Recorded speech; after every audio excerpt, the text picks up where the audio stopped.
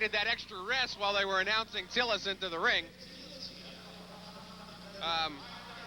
Quick Tillis, of course, most recently, Huey, had a fight with Evander Holyfield. And remember, a little minor riot broke out during that fight, where his then trainer-manager, Bo Williford, came into the ring to get into a fight with Lou Duva, of all people. And James Tillis did fight for the heavyweight championship back on October 3rd, 1981, where he took on Mike Weaver and went the distance over 15 rounds. So he's got an iron chin. His finest moment might have been a 10-round. What I talk bad about you, Larry Holmes coming over here to intimidate us by ringside. The champion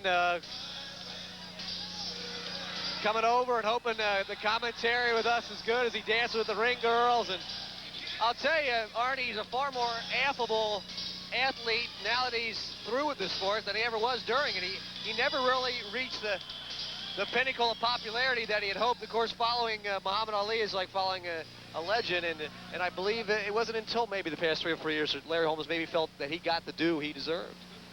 Well, sometimes your history is written a lot later on than when you're actually participating. But Larry was screaming over here saying, "You're talking good about me." Larry had some very memorable battles with the press. Matter of fact, for the rematch with Michael Spinks, he barred the press altogether from his camp. In particular, I think at a press conference, he had the late Dick Young forcibly removed from the premises. So Larry's had his ups and downs with him. Larry Holmes, yeah. But I think he's got peace of mind now. Very proud of his accomplishments, both in the ring and out of the ring. Nice right hand shown by the former champion. James Quick Tillis, possibly his finest moment came in a loss. And he won 10 rounds with Mike Tyson back in May of 1986. And many people thought that he might have indeed had won that fight. And to this day, he'll tell you he won it. Many people on ringside thought that he might have won that fight. But it was an interesting point in Tyson's career. It was maybe, again, as we spoke about with Anthony Hembrick, a time to test going the distance. But, you know, it was also a time in Tyson's career where he used to get frustrated if he didn't knock somebody out early. And the first signs of that, as we look back in retrospect, was that James Quick Tillis was telling us something that we were all going to find out later on. 4 years down the road, and another James would do the number, James Buster Douglas. Right now you're looking at James Quick Tillis, and you might have to delete the Quick. He's put on a few pounds in the past couple of years, but still moving kind of nicely. There's something about boxers, Huey. We saw it with Muhammad Ali just fooling around the other day, where there's certain footwork and handwork that if they live to be 100 years old, just doesn't go away. It stays. It's like riding a bike. That lateral motion, the jab. Larry Holmes is in the blue T-shirt, black trunks, and the Quick Man in the red trunks. And they're in round one of their two-rounder. Nice little uppercut by the Quick Man as he goes to the midsection, and there's some pretty hefty girth on both these gentlemen. Well, as we mentioned, nobody went into serious training for this exhibition, and to a certain extent, they went into some serious partying over here in Jakarta, and it has been a fantastic week. It has been tough not to party with these people. They've been more than hospitable. There you go. Good combination by Larry Holmes. Now the Eastern Assassin working on the midsection of the man from Tulsa, Oklahoma, the man who still rides the Broncos. We'll take a timeout. We'll come back with round number 2. Stay with us. The final round of exhibition for Larry Holmes, and once again heavy on the Vaso as he takes his 4th and final round. His second was James Quick Tillis, and certainly the former champion has looked better and better as things have warmed up, and if he puts on a nice flourish here at the end, who knows, he might give second, third, and fourth thoughts to coming back. It's not out of the realm of possibility. Well, he's stalking Tillis now, like the Larry Holmes of old. Ooh, that was a beautiful jab. The jab is reminiscent. Still out there. The jab is out there big time. But I think he would love to put Tillis down, just to put a little bit of doubt in everybody's mind about whether he could do it or not. Yeah, and he's rocked him nicely. Be interesting to see what Quick does now in response. And Quick's throwing his arsenal. Now they're starting to yell, Ali, Ali. Well, that's something that continues to haunt Larry even in an exhibition over here in Jakarta. As we got the action here, and But they are good friends, and they had wonderful things to say about each other in the different banquets that we've held over here in Jakarta. it has been a festivity-filled week. Dinner, dancing, Cool and the gang was here. Another fine group called Lace out of the States, entertaining. Larry Holmes band. And Ali, Muhammad Ali, is in the crowd tonight, as you might well know. And Larry Holmes keeping the pressure on here in the second round of a 2-round exhibition.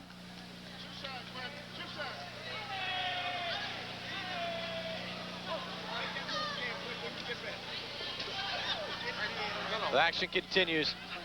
The action continues here. James Quick Tillis in the red trunks and Larry Holmes in the blue t-shirt, and trying to really start to liven up the action here. Larry Holmes are definitely getting into it far more than he was in his first couple rounds with Bernardo Macardo. And Huey, we're being joined by a guest commentator over here, former 3-time world heavyweight champion Muhammad Ali. Muhammad, tell me, how does Larry look? Surprised. I thought Larry would look much worse since he's not in top shape and hadn't fought for a while. He's looking real good. He's making a comeback. And from what I see here, he may make a good comeback. Does it inspire you? You think you want to go in there? If I had a low IQ, I'd ask that question. Well, I think Larry would like to put Quick Tillis down just one time tonight to feel that the whole trip was a success. But I think Quick Tillis would like to accomplish the same thing. Are you having as good a time over here in Jakarta, Indonesia, as we are, Muhammad? I'm having a good time meeting the people, getting so far from the state. Ladies and gentlemen, People like it so much. It's a great feeling. and the great Larry Holmes. Well, you're going to go up in the ring, find out the conclusion from Larry Holmes, what he gains by this 4-round exhibition, where this is going to take him.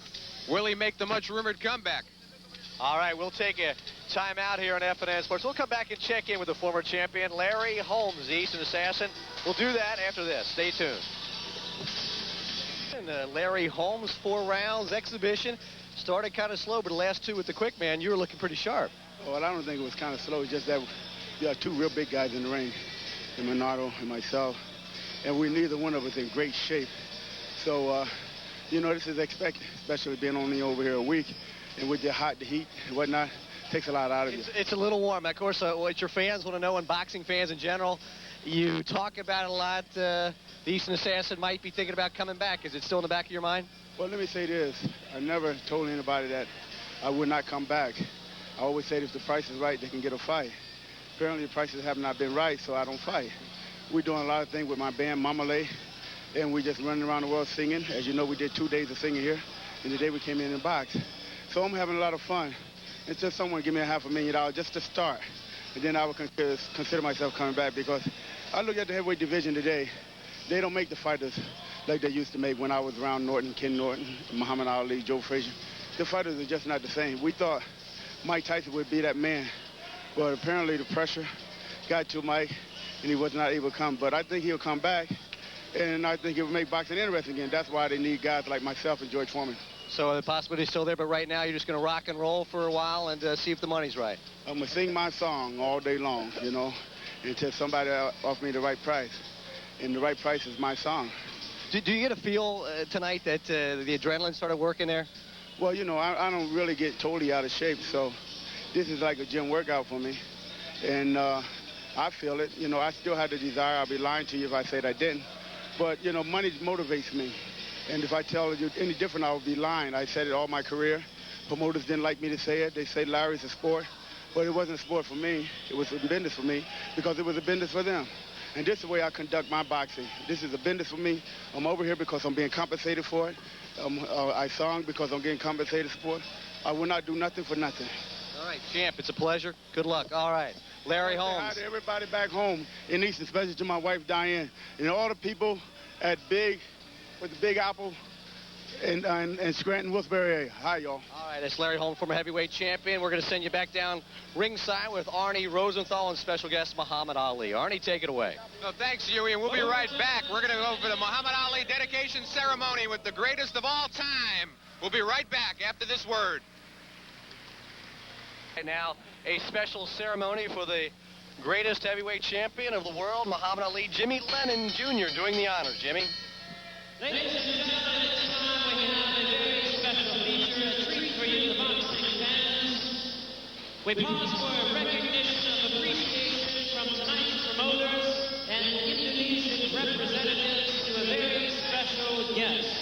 First, let me present you in the ring. We have the chairman of the Indonesian Boxing Commission, Lieutenant General Leo Lopulisa.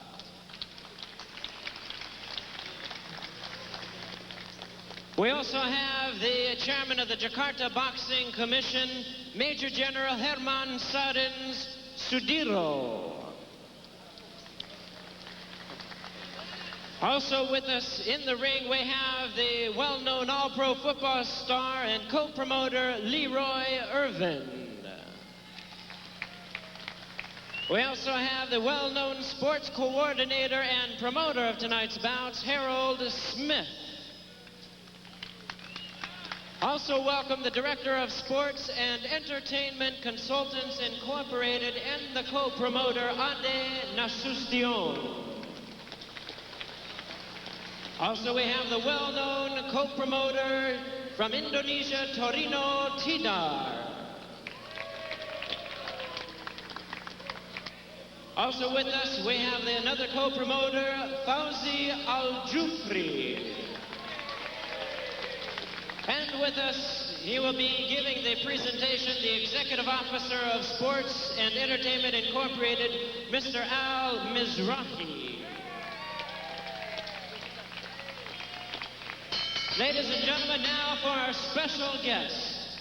Originally from Louisville, Kentucky, he became the most recognized man in the world. He is a former Olympic gold medalist and former three-time heavyweight champion of the world. He is the living legend of boxing, known the world over as the greatest that ever was, and he still is the one, the only Muhammad Ali.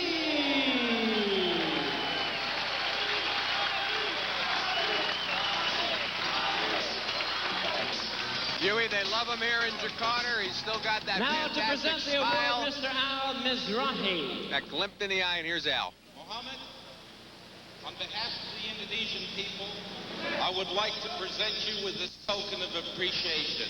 Thank you, and God bless you. Thank you. Can I shake your hand? You got this pen. Thanks, man.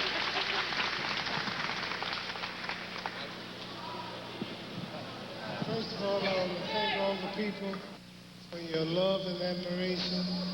I wish I had more time to stay in the beautiful country of Indonesia, but I have to leave shortly. And God bless you, and I hope to return soon. Thank you. Thank you, Sam. Thank you very much for this recognition of appreciation to our very special guest, Muhammad Ali.